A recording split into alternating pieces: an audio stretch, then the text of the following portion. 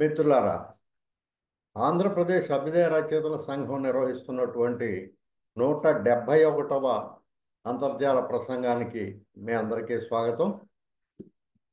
తెలుగులో సాహిత్య చరిత్రలు అనే అంశం పైన ఇది 6వ ప్రసంగం. ఈరోజు టేకుమల కామేశ్వరరావు గారి నా వాంగ్మయ మిత్రులు గ్రంథంపై అరసం అఖిల భారత అధ్యక్షులు పెనుగొండ లక్ష్మీనారాయణ గారి ప్రసంగాన్ని మనం వినబోతూ ఉన్నాం. 1992లో మొదటిసారిగా నేను టేకుమల కామేశ్వరరావు గారిని కలిశాను. ఈ పుస్తకం గురించి అప్పటికి రెఫరెన్స్గా అక్కడక్కడ చదివి ఉండి ఈ పుస్తకం వెలుగులోకి వస్తే బాగుంటుంది అనే అభిప్రాయంతో ఆయన ఎక్కడుంటారు ఏమిటి అని ఎంక్వైరీ చేస్తున్న క్రమంలో మధురాంతకం రాజారాం గారు ఆయన చిత్తూరులో ఉంటారు, చాకలిపేట రజకపేట అనే ఏరియాలో ఉంటారు అనేటువంటి అంశాన్ని ఆయన పట్టుకోవడం, ఇద్దరం కలిసి ఉదయం 9ంటికి మొదలు పెడితే 2 గంటల వరకు దాదాపు ప్రతి ఇల్లు తిరుక్కుంటూ ఆయన గురించి ఎంక్వైరీ చేసుకుంటూ వెళ్ళాం. చివరికి ఒక పెంకుల వసార, పాతకాలపు పెంకుల వసారాలో ఒక 8-9 అడుగుల గదులు 2 ఉన్నాయి. అందులో ఒక దానిలో ఆయన ఉన్నారు. అప్పటికే వయసు అయిపోయింది. బాగా పండు ముసలి, నడుము పనిచేయదు, మోకాళ్ళు దగ్గరికి లాక్కొని చేతులతో ముందుకి తోసుకుంటూ ఒక రకంగా డేకుతూ ఉన్నారు ఆయన. ఆయనకి అప్పటికి పిల్లలు లేరు ఆయనకి. వాస్తవంగా ఒక అమ్మాయిని దత్తత తీసుకున్నారు. 13 ఏళ్ల వయసు ఉంది అప్పటికి అమ్మాయికి, లేదా 15 ఏళ్ళు, అంతకు మించి ఉండవు ఆ అమ్మాయి. ఇది ఆ ఇంట్లో పరిస్థితి. కూర్చోడానికి కుర్చీలు కూడా లేవు. అందరం చాప మీద కూర్చొని కాసేపు ఒక 2 గంటల పాటు కబుర్లు చెప్పుకున్నాం. చివరికి ఆయన చాలా సంతోషపడ్డాడు. ఆ పుస్తకాన్ని వెలుగులోకి తెస్తున్నందుకు గాను, తెస్తామని అడిగినటువంటి సందర్భంలో ఆయన ఆనందంగా ఒప్పుకున్నాడు. అట్లాగే ఆయన దగ్గర ఉన్నటువంటి రాత ప్రతుల్ని, ఏనాడో అయినటువంటి కొన్ని పుస్తకాలని కూడా మాకు చూపించారు. అందులో జానపద గేయ వాంగ్మయం మీద ఉన్నటువంటి వాటిని కూడా మనం వేయొచ్చు అనేటువంటి ఒక అభిప్రాయం నాకు ఆ రోజున వచ్చింది. సరే, ముందు ఈ విషయం మీద మాట్లాడిన తర్వాత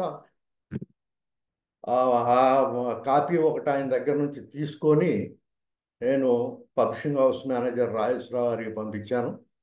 ఆయన ఆమోదంతో అగ్రిమెంట్ కోసం అని చెప్పాను. 1 నెల తర్వాత మళ్ళీ వెళ్ళి కలిశాను. అప్పుడు ఈ పుస్తకాల గురించి ఆయన మళ్ళీ అడిగాడు, వీటిని కూడా కొంచెం వెలుగులోకి తెస్తే బాగుంటుందని. సరే, ముందు ఈ ప్రాజెక్ట్ అయిపోయిన తర్వాత చూద్దాం అనేటువంటి ఉద్దేశంతో అనుకున్నాం. సరే, మొత్తానికి పుస్తకం అయితే బయటకు వచ్చింది. మళ్ళీ మధురాంతకం గారు నేను కలిసి వెళ్ళి ఓ 10 కాపీలు ఆయనకి ఇచ్చి వచ్చాం. అదే ఆఖరిసారి మేము చూడటం. ఆ తర్వాత వాళ్ళు అక్కడి నుంచి వెళ్ళిపోయారు. ఒక 4 ఏళ్ళ తర్వాత సుమారుగా ఆయన చనిపోయారని ఆ రాయల్టీ ఇప్పించమంటూ అల్లుడు ఒక అంటే అమ్మాయి పెళ్లి చేశారు. ఆయన వచ్చారు మా దగ్గరికి. సరే, ఇవ్వటం జరిగింది. అయితే ఆ రాతప్రతులు, ఆ పుస్తకాలు ఏమైపోయినాయో ఆచూకీ మాత్రం మాకు దొరకలేదు. ఆ తర్వాత నేను తిరుపతి నుంచి వచ్చేయడంతో ఇక ఆ ఇష్యూ అక్కడికి ఆగిపోయింది. ఏదైనా పెద్ద ఆయన్ని కలవడం చాలా సంతోషం. చాలాసేపు జానపద విజ్ఞానం గురించి, అప్పటి పరిస్థితుల గురించి, ఆయనకు ఉన్నటువంటి అనుభవాల్ని తెలుసుకోవడం జరిగింది. తిరిగి ఇవాళ ఆ పుస్తకం గురించి మన పెద్ద ఆయన పెనుగొండ గారి ద్వారా ఈరోజు మనం ఆ విశేషాలని, ఆయన జీవిత రచనల్ని జీవితాన్ని గురించి మనం తెలుసుకోబోతున్నాం. ఈ కార్యక్రమానికి అధ్యక్షత వహించి ముందుకు నడిపించాల్సిందిగా అరసం రాష్ట్ర ప్రధాన కార్యదర్శి వల్లూరి శివప్రసాద్ గారిని మన అందరి పక్షాన ఆహ్వానిస్తున్నాను. వారు పెనుగొండను పరిచయం చేస్తారు. తర్వాత నా వాంగ్మయ మిత్రుల మీద ప్రసంగాన్ని మనం వింటాం. శివప్రసాద్ గారు. ధన్యవాదాలు ఆనంద్. వేదిక మీద ఉన్నటువంటి అధ్యక్షులు రాజపాళెం చంద్రశేఖర్ రెడ్డి గారికి, పెనుకొండకు, ఇంకా అనేక మంది, వెలమల సింహన్న గారు, తర్వాత రచయిత, కవి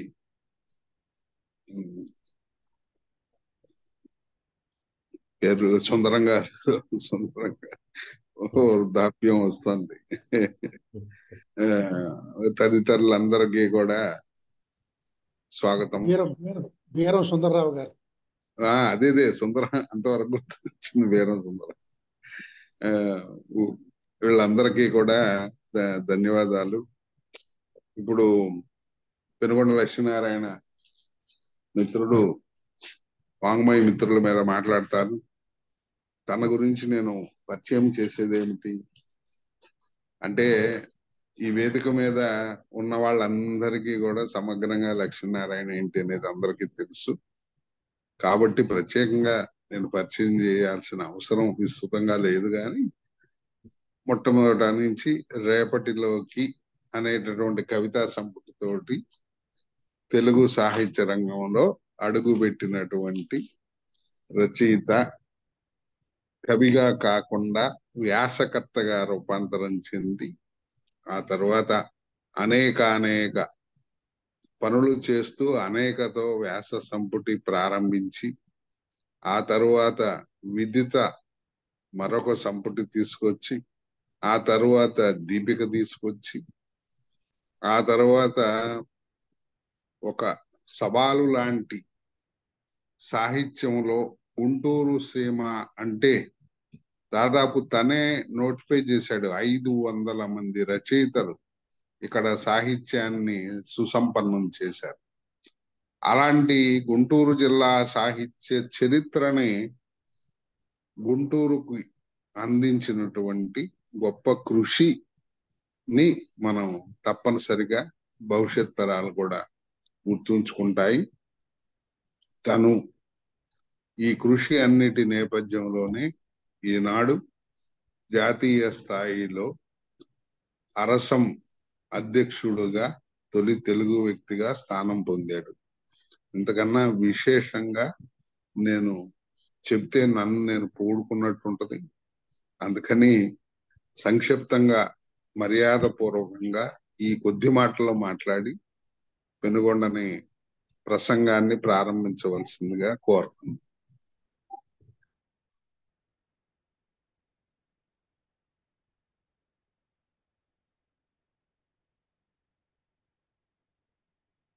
అన్నా, మీరు మ్యూట్ లో ఉన్నారు. వినిపిస్తుందా? వినిపిస్తుంది సార్. నమస్కారం సార్. నమస్తే.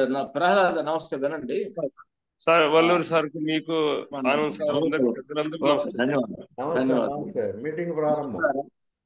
అరసం సంతోషం. అందరూ సమావేశంలో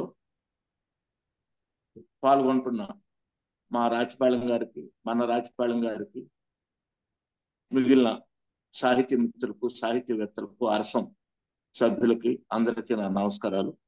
నన్ను పరిచయం చేసిన ఈ సభాధ్యక్షులు వల్లూరు శివప్రసాద్కి ధన్యవాదాలు. ముందుగా నిన్ననే గురిజాడ అప్పారావు గారి 162వ జయంతి. మన అభ్యుదయ సాహిత్యోద్యమానికి స్ఫూర్తి అయిన వారికి ఈ సందర్భంలో దోహార్లు అర్పిస్తున్నాను.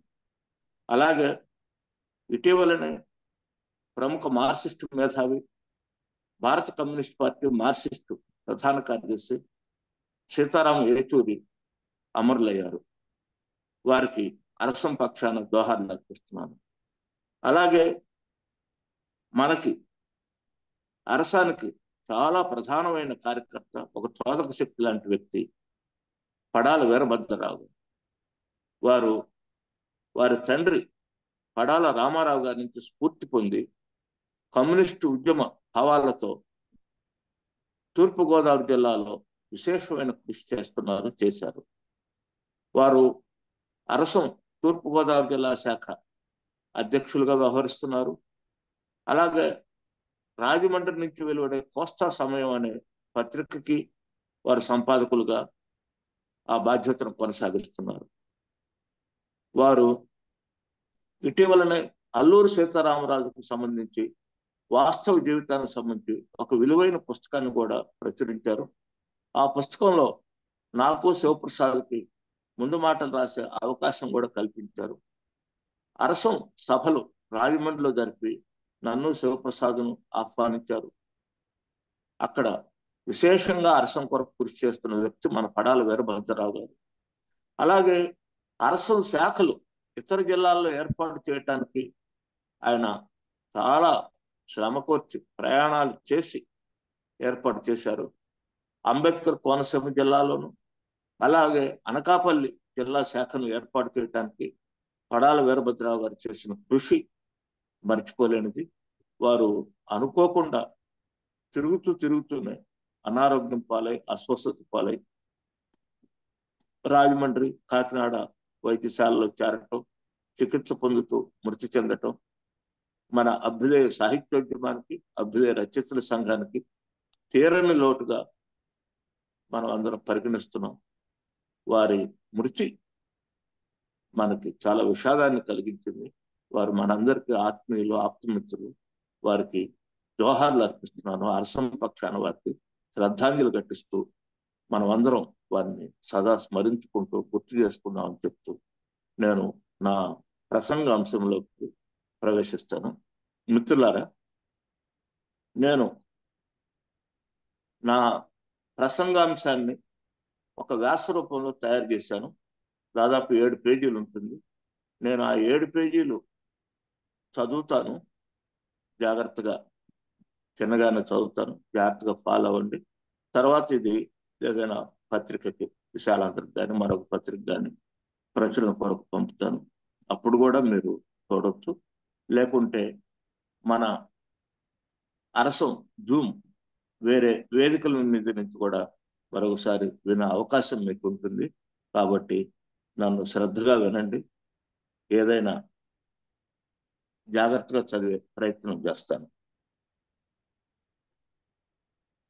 నేను నా వాంగ్మయ మిత్రులు, సాహిత్యమూర్తుల పరిచయ మాలిక అని చెప్పి పేరు పెట్టాను.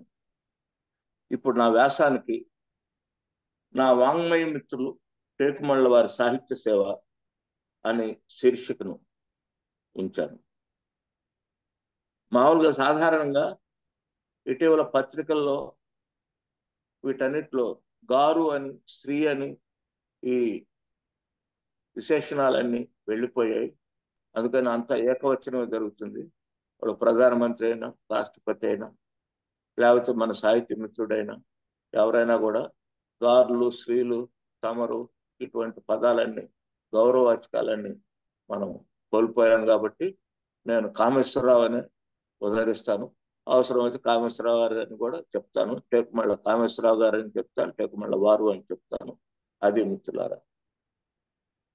టేకుమళ్ళ కామేశ్వరరావు నా వాంగ్మయ మిత్రులు పుస్తకం రాయకముందే ఇటువంటి గ్రంథాలు కొన్ని వచ్చాయి. అందులో గురిజాడ శ్రీరామమూర్తి రచించిన కవి జీవితములు మరియు కందుకూరి వీరేశలింగం విస్తరించి ప్రచురించిన ఆంధ్ర కవుల చరిత్రము మొదలు ముఖ్యమైనవి. కందుకూరి ఆంధ్ర కవుల చరిత్రము కొంత విమర్శకు గురైంది. వేమనను విస్మరించటం, ముద్దుపళనిని గురించి అనుచిత వ్యాఖ్యలు చేయటం అందులో ముఖ్యమైనవి. కామేశ్వరరావు అటువంటి విమర్శలకు, ఎట్టి వివాదాలకు తావివ్వకుండా ఈ గ్రంథ రచన చేయటం వారి నిబద్ధతకు నిదర్శనం. కామేశ్వరరావు తన సన్నిహిత మిత్రుడైన ప్రసిద్ధ రచయిత శ్రీపాద సుబ్రహ్మణ్య శాస్త్రిని ఈ పుస్తకం రాయితాలు పెట్టి వారిని సంప్రదించగా అప్పుడు కామేశ్వరరావుతో వారు అన్న ఈ మాటలు ఎంతగానో పరిగణించదగినవి. శ్రీపాద వారు ఏమన్నారంటే, వినండి. మీరు ముఖ్య స్నేహితులు కాబట్టి దాచకుండా చెప్తున్నాను. మరొకరైతే చెప్పను. మీరు ఇంకొకరి చరిత్ర రాస్తే మీ కీర్తి తగ్గిపోతుంది, వారి కీర్తి ఎక్కువ అవుతుంది. కాబట్టి ఆ ప్రయత్నం మానుకోండి అని నిరుత్సాహపరచడానికి ప్రయత్నించారు. కానీ కామేశ్వరరావు ఏమాత్రం వెనగడుగు వేయకుండా ఈ పుస్తకం రాయటాన్ని వాంగ్మయ సేవగా భావించి రచించారు. ముందు తరాలకు ఎంతో విలువైన ఈ పుస్తకాన్ని అందించారు. వారి రచనలో ఇది ముఖ్యమైన రచన. వారి జీవితకాల కృషిని ఎరుకుపరిచేది. ఈ పుస్తకం ఒక గొప్ప సాహిత్య చరిత్ర, ఒక చారిత్రాత్మక రచన. టేకుమళ్ళ వారి జీవిత విశేషాలు. టేకుమళ్ళ కామేశ్వరరావు విజయనగరంలో 22 మార్చి 1907 జన్మించారు. బిఏ బిఈడి చదివారు. పాఠశాలల పర్యవేక్షణాధికారిగా ఉద్యోగం చేశారు. వీరు కవి, విమర్శకులు, జానపద వాంగ్మయంలోను బాల సాహిత్యంలోనూ ఎక్కువగా కృషి చేశారు. పాత పాటలు, జోల పాటలు సేకరించి ప్రచురించారు. వ్యవహారిక భాషకు కూడా కొన్ని నియమాలు అవసరమనే అభిప్రాయం కలిగిన వ్యవహారిక భాషావాది. ప్రతిభలో వెలువడిన వీరి కథ రోజా చదివి గిడుగు రామ్మూర్తి గారు ఏమన్నారో వినండి. దేశ భాషలో ఎంతో కృషి చేశాను. ఎందుకు? ఇటువంటి కథ ఒక్కటి రాసి ఉంటే ఎంత బాగుంటుందో అని కామేశ్వరరావు గారిని ప్రశంసించారు గిడుగు వారు. రోజా, జానక ప్రేమ ఇవి కథా సంపుటాలు. వెలుగు, పాలపెట్ట, మినుగురు పురుగు గేయాలు, కోపదారి మొగుడు నాటకం, సాహిత్య చిత్రాలు, వాడుక భాష రచనకు కొన్ని నియమాలు, పాత పాటలు, సాంప్రదాయ విజ్ఞానం. ఈ సాంప్రదాయ విజ్ఞానాన్ని గ్రాంధిక భాషావాది అయిన జయంత్ రామయ్య పంతులు గారికి కామేశ్వరరావు గారు అంకితం చేశారు. ఇప్పుడు నేను పరిచయం చేస్తున్న వాంగ్మయ మిత్రులు మరికొన్ని రచనలు కూడా వారు అందించారు. వీరి కథానిక సహగమనాన్ని అరసం గుంటూరు జిల్లా శాఖ నేను సంకలనకర్తగా ఏప్రిల్ 1991లో ప్రచురించిన కథాస్రవంతి 4వ సంపుటిలో చేర్చాను. అప్పుడే దేశంలో రూప్ కన్వార్ సహగమనం పెద్ద వార్త అయింది, చర్చకు దారి తీసింది. ఆ నేపథ్యంలో ఆ కథను వెతుకులాడి ప్రచురించడం జరిగింది అన్నమాట. ఈ పుస్తకం నిత్య సత్యజీవి ఈ గ్రంథం అని చెప్పి ఒక శీర్షిక పెట్టాను సబేటిని. నా వాంగ్మయ మిత్రులను వారి ప్రియపుత్రిక అంజనాదేవి స్మృతికి అంకితం చేశారు. మరి పిల్లలు లేరని మనవాడు చెప్పాడు, అది సరి చేస్తున్నాను. నా వాంగ్మయ మిత్రులు వారి ప్రియపుత్రిక అంజనాదేవి స్మృతికి అంకితం చేశారు. ఆత్మగూరు గోవిందాచార్యులు రాసిన పీఠికలో కామేశ్వరరావు జీవిత సాహిత్య విశేషాలను వివరించారు. కామేశ్వరరావు సంఘ సంస్కరణ శ్రీ కందుకూరి వీరేశలింగం పంతులు గారిని క్రియారూపంగా అనుసరించింది. వాంగ్మయమున శ్రీ గిడుగు రామ్మూర్తి పంతులు గారికి సన్నిహిత సంస్కర్త అని పేర్కొన్నారు. కామేశ్వరరావు తండ్రి అచ్యుతరావు ప్రసిద్ధ వాంగ్మయ విమర్శకులని, వారి గ్రాంధిక భాషావాది అని వివరించారు. ఈ పుస్తకంలో వారి తండ్రి అచ్యుతరావు సాహిత్య సేవను వివరించారు. ఆంగ్ల వాంగ్మయంలోని విమర్శ పద్ధతులను చక్కగా తలకు పట్టించుకొని వాటిని ఆంధ్ర వాంగ్మయంలోకి ప్రవేశపెట్టాడు ఈ విమర్శకుడని అచ్యుతరావు గారిని గురించి కామేశ్వరరావు గారు వ్యాఖ్యానించారు. తరువాత కామేశ్వరరావు గారికి పరిచయం గల ఆధునిక కవుల జీవిత విశేషాలన్నీ స్వానుభవం గల సత్యములను మాత్రమే చిత్రించిన అపూర్వ గ్రంథం. 19వ శతాబ్ద మండలి వెమ్మటి కవుల జీవితంలో ఆంధ్రలోకములకు కరతలామలకముగా వీరు ప్రసాదించేది. ఇందులకు వీరంతయో కృషి చేశారు. ఆమూలాగ్రముగా దేశ సంచారం ఆనందించరు. అందువల్ల వీరి రచన అంతయో సత్యసంగతియే. చరిత్రకారుని దృక్పథమున భావి సంతతికి నేటి కవుల జీవితం ఒక దర్పణముగా ప్రసాదించబడింది. ఇది సమకాలిక జీవిత దర్పణమానుట నిశ్చయము. ఆంధ్రలోకమునకి చారిత్రాత్మక గ్రంథరాజ్యమును ప్రసాదించిన మిత్రుడు శ్రీ కామేశ్వరరావు గారు ధన్యులు. ఈ గ్రంథము ఆంధ్ర భాష జీవించినంత కాలము నిత్య సత్యజీవి అయి వెలుగొందగలదని కామేశ్వరరావు కృషిని గురించి అభినందిస్తూ గోవిందాచార్యులు రాశారన్నమాట. తర్వాత అల్లుపెరుగిన ప్రయాణం. ప్రథమ ముద్రణకు నా మాట శీర్షికన టేకుమళ్ళ కామేశ్వరరావు ఈ పుస్తక రచన గురించి అనేక వివరాలను విశేషాలను అందించారు. ఇది వాంగ్మయ సేవ అని పేర్కొన్నారు. తర్వాత గ్రంథకర్త జీవిత సాహిత్య విశేషాలు శీర్షికన ప్రసిద్ధ రచయిత మధురాంతకం రాజారాం టేకుమళ్ళ కామేశ్వరరావు గారితో 27 ఏప్రిల్ 1944 జరిపిన ముఖాముఖిని వ్యాస రూపంలో పాఠకులను అందించారు. అందులో కామేశ్వరరావు దంపతులు చిత్తూరు నుంచి శ్రీకాకుళం దాకా, అనంతపురం నుంచి హైదరాబాద్ దాకా పట్టణాలు పల్లెలు అన్న తేడా లేకుండా కవులు రచయితలు ఎక్కడున్నారని తెలిస్తే అక్కడికల్లా పనిగట్టుకొని వెళ్ళి జీవించి ఉన్నట్లయితే వారిని, లేనట్టయితే వారి బంధువులను కలుసుకొని వివరాలు సేకరించారు. 100 మందికి పైగా వాంగ్మయవేత్తలను భావితరాల వారికి పరిచయం చేసే గ్రంథం ఆ విధంగా రూపొందిందని రాజారాం వివరించారు. ఒక సందర్భంలో రాజారాం గారు ఇంకొక మాట కూడా నాతో చెప్పారు, ఇది నాకు బాగా గుర్తు. వారు ఎక్కడికి వెళ్ళినా కూడా వాళ్ళ ఇళ్లలో భోజనం చేయటం అనేది వాళ్ళకి ఖర్చు, వాళ్ళకు వ్యయం, వాళ్ళకి శ్రమ అని భావించి వారు శ్రీమతితో కలిసి వెళ్ళారు కాబట్టి అక్కడ వాళ్లే స్టవ్ పెట్టుకొని వండుకొని తిని ఆ రచయితతో సంభాషణ చేసేవాళ్ళని చెప్పి కూడా చెప్పిన మాటను గుర్తు చేస్తాను. అంటే అది స్వయం పాకం కింద గుర్తు చేసుకోవాలి. ఇది కామేశ్వరరావు గారు విస్తృతంగా క్షేత్ర పర్యటన చేసి రాసిన గ్రంథం అని మనం గుర్తుంచుకోవాలి. కామేశ్వరరావు జీవితంలో జరిగిన ఒక ప్రధాన సంఘటనను వివరించారు ఎవరు రాజారాం గారు. అదేమిటంటే చిత్తూరులో వారు నిర్మించుకున్న ఇంటికి సమీపంలో అప్పుడే కని వదిలేసిన ఒక పసికందు ఏడుపును విని దగ్గరికి వెళ్ళి గమనించి చేరదీసి పార్వతి అని పేరు పెట్టుకొని 87 సంవత్సరాల వయసులో పెంచుకున్నారు. అప్పటికే వారి శ్రీమతి హనుమాయమ్మ మృతి చెందారు. కామేశ్వరరావు పార్వతి పెంపకం గురించి మధురాంతకం రాజారావు సర్వమంగళ అనే మంచి కథానికలు కూడా రాశారు. మీరు అందరూ చదివే ఉంటారు, చాలా మంచి కథ, చదవండి. కామేశ్వరరావు ఆ ముఖాముఖిలో రాజారాం గారితో ఇలా అన్నారు: నా జీవితం సజావుగా ఒక సరళ రేఖలా నడిచింది కాదు. ఎన్నెన్నో ఆటుపోట్లకు గురయ్యాను, ఎన్నో రకమైన భంగపాట్లకు గురయ్యాను. అయినా ప్రాణప్రదమైన ఆంధ్ర సారస్వతానికి ఎంతో కొంత సేవ చేయగలిగాను. కొన్నంత చీకటిలో కాసంత ఆశాదీపంలో అదొక్కటే నాకు చేకూరిన సంతృప్తి అన్న ఈ మాటలు మనకు గమనార్హం. ఆ తర్వాత కొద్ది కాలానికి కామేశ్వరరావు వారు కన్నుమూశారు. ఇక ఈ గ్రంథ పరిచయంలోకి వస్తున్నాను. నా వాంగ్మయ మిత్రుల్లో 102 మంది సాహిత్యవేత్తల సంగ్రహ జీవిత చరిత్ర, సాహిత్య కృషి ఉన్నాయి. 366 పుటల ఈ పుస్తకాన్ని విశాలాంధ్ర పబ్లిషింగ్ హౌస్ డిసెంబర్ 1996లో ప్రచురించింది. వెల ₹100. గుంటూరు వీరభద్ర శాస్త్రి నుంచి పెంగళి లక్ష్మీకాంత్ వరకు సాహిత్యవేత్తల పరిచయమాలికి ఈ పుస్తకం చివరిలో 339 నుంచి 366 పుటల వరకు సవరణలు, వివరణలు శీర్షికన డాక్టర్ అక్కిరాజు రమాపతిరావు అందించిన సమాచారం ఉంది. అక్కిరాజు వారు తమ సవరణలు, వివరణలో కామేశ్వరరావు రచనల్లోని కొన్ని పొరపాట్లను గుర్తించి సరిచేశారు, కొన్ని ఖాళీలను పూర్తి చేశారు, అదనపు సమాచారాన్ని జోడించారు.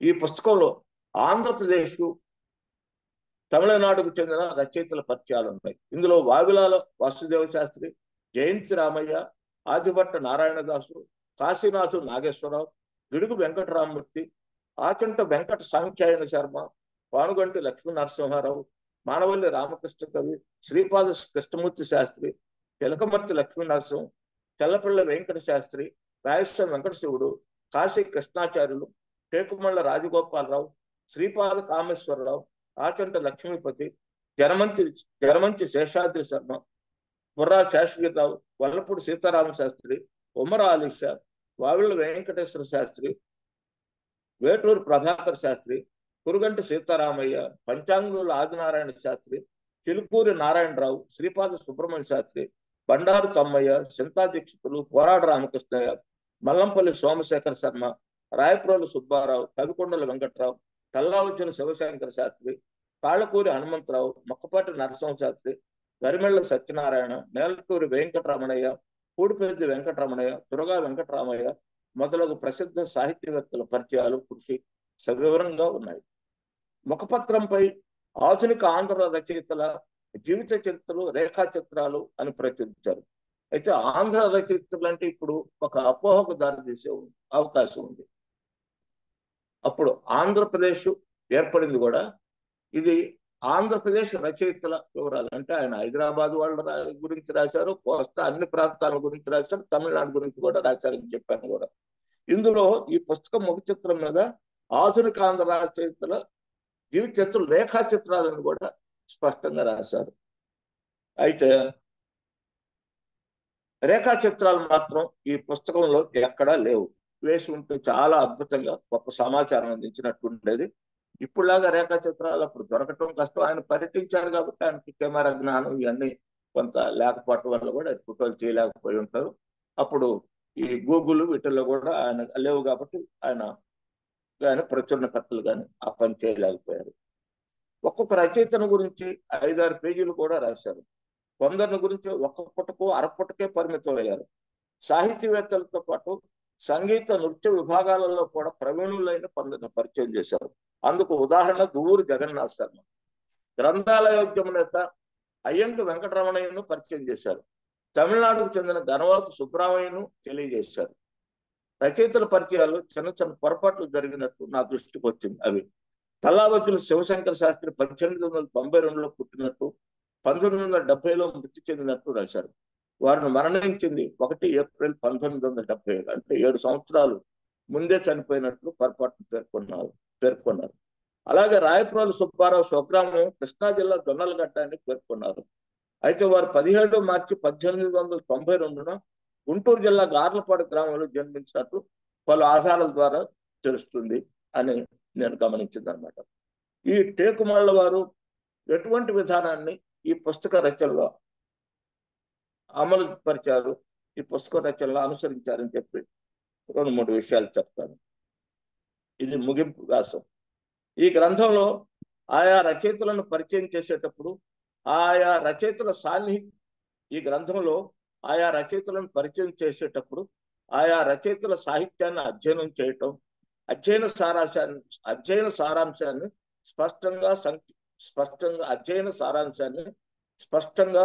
సంక్షిప్తంగా చెప్పటం, ఆ రచయిత సంగ్రహ జీవిత విశేషాలను అందించటం, కుటుంబ నేపథ్యాన్ని చక్కగా వివరించారు. అలాగే ఆ రచయితతో తనకున్న పరిచయాన్ని కూడా వివరించారు. ఆ రచయిత కాలంలో వచ్చిన సాహిత్య పరిణామాలను ఆ రచయిత రచనలతో పోల్చి అంచనా వేయటం చేశారు. ఆ రచయిత జీవితంలోని ప్రధాన ఘట్టాలను, ఉద్యోగ విశేషాలను ఆసక్తికరంగా వివరించారు. అలాగే ఆ రచయిత రూపురేఖ విలాసాలను కూడా చక్కగా తెలియజేశారు. ఈ గ్రంథ రచన సరళమైన భాషలో పాఠకుడికి ఆసక్తి కలిగే రీతిలో సాగింది. నిర్దిష్టమైన నిర్ధారణలు చేశారు. సాహిత్యవేత్తలపై అభిమానం కలిగే విధంగా రచన సాగించడం గొప్పగా ఉంది. ఆధునిక సాహిత్యంలో కూడా రచయితల గురించి ఇటువంటి ప్రామాణికమైన మరిన్ని పుస్తకాలు రావాల్సిన అవసరాన్ని ఈ పుస్తకం గుర్తు చేస్తుంది.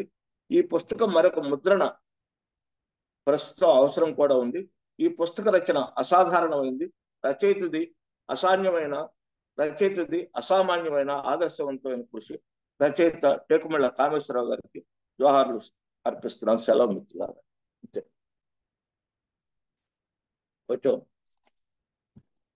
అది మిత్రులారా, నా ప్రసంగం అయిపోయింది. ధన్యవాదాలు. శివప్రసాద్ ముగిచేసాడు. ఇంత బ్రీఫ్ గా చేశారేంటన్నా? అంతకన్నా ఎక్కువ ఏం చేస్తాం? 102 మంది రచయితలు నేను పరిచయం చేయలేను కదా, ఒక్కోళ్ళ గురించి 10 లైన్లు. అది ముఖ్యమైన విషయాలు చెప్పాను. అది నా చేత అట్లా కాదు అన్నగారు, ఆయన రచనా శైలి ఎవరెవరిని ఎలా పరిచయం చేసింది, అందుట్లో వైవిధ్యం, అవన్నీ 4 మాటలు చెప్పవచ్చు కదా అన్నగారు. అవన్నీ 102 మందిని నేను యాడ్ తీసుకొస్తాను. ఒకళ్ళని వదిలిపెట్టకూడదు.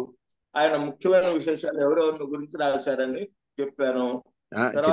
తర్వాత భాష సరళంగా ఉందని చెప్పాను. అంటే తప్పుగానే సంక్షిప్తంగానే రాశాను. ఇది ఒక 50 పేజీలు రాసి మళ్ళీ ఆ పుస్తకాన్ని తిరగేయటం కూడా కరెక్ట్ కాదని నా అభిప్రాయం. అది ఓకే, నా చేత అయింది ఇది. కొండను అద్దంలో చూపించారు మొత్తానికి. అదే ఉందిలే కానీ పెనుగొండ కదా. Very good, very good.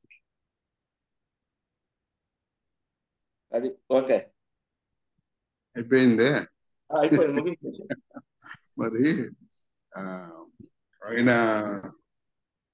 టేకుమళ్ళ Kameswara Rao గారు ఆయన నివాసం ఉంది. అప్పుడు ఒక హాస్పిటల్ కాంపౌండ్ పక్కనే ఆయన ఇల్లు ఉండేది.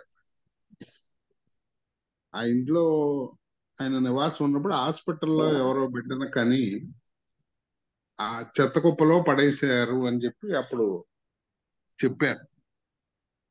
అందువలన ఆన్ చేయండి వల్లూరు గారు, మీరు వీడియో ఆన్ చేయాలి. చెత్త కుప్పలో ఆ బిడ్డని, హాస్పిటల్లో కన్నా బిడ్డని చెత్త కుప్పలో పడేశారు. వీళ్ళింటి కాంపౌండ్ అవతల హాస్పిటల్ ఉండేది. అది అప్పుడు సమాచారం అలా చెప్పినట్టు నాకు గుర్తు. ఏదేమైనా గొప్ప మానవతావాది ఆయన ఈ రకంగా మనం వాళ్ళ స్మరించుకోవటం సముచితం. నిజంగా ఒక విస్మరించబడినటువంటి గొప్ప సాహితీవేత్త అనుకోవాలి టేకుమళ్ళ కామేశ్వరరావు గారు. ఈ తరంలో ఎవరికి బొత్తిగా ఆయన గురించి తెలిసి ఉండదు. అలాంటి వ్యక్తిని మనం ఈరోజు అరసం వేదిక మీద నుంచి ఈ వ్యాసం ద్వారా స్మరించుకున్నాం. ఇటీవలే లక్ష్మీనారాయణ చెప్పారు. తూర్పుగోదావరి జిల్లా అరసం అధ్యక్షుడు పడాల వీరభద్రరావు గారు మృతి నిజంగా ఆ జిల్లాలో అరసం మళ్ళా నిర్మాణం జరిగింది అంటే అందుకు కారణము ఆయనే. అన్ని శాఖలు ఆ జిల్లా ఇప్పుడు 4గా విభజించబడినటువంటి జిల్లాలో ఆయన పూనుకోవటం వలన కాకినాడ, తర్వాత బిఆర్ అంబేద్కర్ జిల్లా శాఖలు కూడా ఏర్పాటు చేయటం జరిగింది. అదేవిధంగా అనకాపల్లి శాఖను కూడా ప్రారంభించే ప్రయత్నం జరిగింది. కానీ అక్కడ కొన్ని పాల్గొన్నటువంటి వాళ్ళ భావజాలం పట్ల మాకు కొంత సంకోచం కలిగినందువలన ఆ శాఖని ప్రకటించడం ఆపటం జరిగింది చలం గారి సూచనల మేర. ఏదేమైనా ఆయన ఏ కార్యక్రమం చెప్పనేయండి చాలా సులువుగా ఆయన వెంటనే చేసేద్దాం సార్ అనేటటువంటి ఒక గొప్ప భరోసాతో ఉండేవారు. 2021లో 6 సంకలనాలు తెలుగు ప్రసిద్ధ నాటకాలు తీసుకొచ్చేటప్పుడు ఆ సంకలనంలో పడాల రామారావు గారు అల్లూరి సీతారామరాజు నాటకం ప్రచురింపజేయాలని చెప్పి నేను అనుకుని అనుమతి కోసం ప్రయత్నం చేసినప్పుడు వీరభద్రరావు గారు నాకు పరిచయం. ఆ సందర్భంగా ఆయన అందులో ప్రచురింపజేస్తున్నందుకు ఆయన చాలా సంతోషించి అప్పటి నుంచి వారి తండ్రి గారికి ఆరసంలో గాని ట్రేడ్ యూనియన్లలో గాని ఉన్నటువంటి గొప్ప గొప్ప కృషిని అంతా ఆయన కమ్యూనిస్టు ఉద్యమంలో ఉండి అనకాపల్లి ఆ చుట్టుపక్కల ప్రాంతాలలో పార్టీ విస్తృతంగా అభివృద్ధికి ఆయన 35 ట్రేడ్ యూనియన్లు స్థాపించిన వ్యక్తి పడాల రామారావు గారు. ఆయన చేసిన కృషిని వివరించి చెప్పినప్పుడు అనుకోకుండా ఆయన సెంటినరీ 100వ జయంతి సంవత్సరం కూడా కావడంతో ఆ తర్వాత వచ్చినప్పుడు కేంద్ర సాహిత్య అకాడమీతో ఆ సభని రాజమండ్రిలో ఆయనే స్వయంగా పూనుకుని నిర్వహింపజేసుకున్నారు. ఆ సందర్భంగా ఆయన మోనోగ్రాఫ్ ను కూడా ఆయన పడాల రామారావు గారి మీద పరిశోధనలు చేసినటువంటి డాక్టర్ పెనుమాకల భాస్కర్ రావు గారు చేసినటువంటి పరిశోధనలో నుంచే ఆయన చేతే ఒక మోనోగ్రాఫ్ తయారు చేయించి దాన్ని ప్రచురించడం కూడా జరిగింది. వారి తండ్రి గారి పట్ల ఆయనకు ఎంతో గౌరవం. తర్వాత ఆయన చేసినటువంటి కృషిని ఆ రకంగా గ్రంథస్థం చేసి ఆ తర్వాత అల్లూరి సీతారామరాజు జీవితానికి సంబంధించినటువంటి కల్పన విషయాలను పక్కన పెట్టి వాస్తవాలు ఏమిటి అనేటటువంటిది ఆయన పరిశోధన చేసి దాన్ని ఒక పుస్తకంగా ప్రచురించి ఇంకా పూర్తిగా మార్కెట్ కు పంపిణీ కూడా జరగకుండానే ఆయన ఇలా చనిపోవటం హఠాత్తుగా ఒక చాలా విషాదకరమైనటువంటి పరిస్థితి. ఆయన ఎప్పుడు మాట్లాడినా అరసానికి ఏం చేయాలని అనుకుంటానే తపన పడేవాడు. ఆయన నిజానికి మాకు చాలా ఆలస్యంగానే పరిచయం అయ్యారని అనుకోవాలి. అయినప్పటికీ ఆయన ఒక 3 ఏళ్లలోనే మాకు ఎంతో సన్నిహితమై అరసాన్ని విస్తృతపరచడానికి గొప్ప చేయూతను అందించినటువంటి వ్యక్తి పడాల వీరభద్రరావు గారు. ఆయన 100వ జయంతి సభ అనుకున్నప్పుడు అరసం మొట్టమొదటిసారి విశాలాంధ్ర గుంటూరు నిర్వహించినటువంటి పుస్తక వారోత్సవాలలో పుస్తకోత్సవంలో సభ ఏర్పాటు చేసినప్పుడు ఆయన స్వయంగా దానికి హాజరవటం కూడా జరిగింది. అలాంటి వ్యక్తికి ఈ సందర్భంగా అరసం నివాళి అర్పిస్తా ఉంది. ఆయన సంతాప సభను రాజమండ్రిలో ఏర్పాటు చేయాలని అక్కడ శాఖ అధ్యక్షులు, ఇప్పుడు ప్రధాన కార్యదర్శిగా ఉన్నటువంటి రమాదేవి గారు, కార్యదర్శిగా ఉన్న రమాదేవి గారు, వాళ్ళందరూ కూడా ఆలోచన చేస్తా ఉన్నారు. ఆయనకి ఆ సభలో పాల్గొని మేమందరం తప్పనిసరిగా ఘనంగా నివాళి అర్పించాలని కూడా అనుకుంటా ఉన్నాం. ఈ సందర్భంగా వారి కుటుంబ సభ్యులకు మరోసారి సానుభూతి తెలియజేస్తూ ఇప్పుడు ఈ కార్యక్రమాన్ని మనం ఇంతటితో ముగించుకోవచ్చునా? ఆనంద్ గారు. మిత్రులారా, పెనుగొండ గారికి, వల్లూరు శివప్రసాద్ గారికి, పాల్గొన్నటువంటి మీ అందరికీ కూడా ధన్యవాదాలు. వచ్చే వారం ఆచార్య జిఎన్ రెడ్డి గారి తెలుగు సాహిత్య చరిత్ర మీద, క్షమించాలి, జి నాగయ్య గారి తెలుగు సాహిత్య చరిత్ర మీద ఆచార్య ఆర్ రాజేశ్వరమ్మ గారి విశ్లేషణ ఉంటుంది. దానికి కూడా విచ్చేసి జయప్రదం చేయాలని కోరుకుంటూ వచ్చే వారం కలుసుకుందాం. సెలవు. నమస్తే.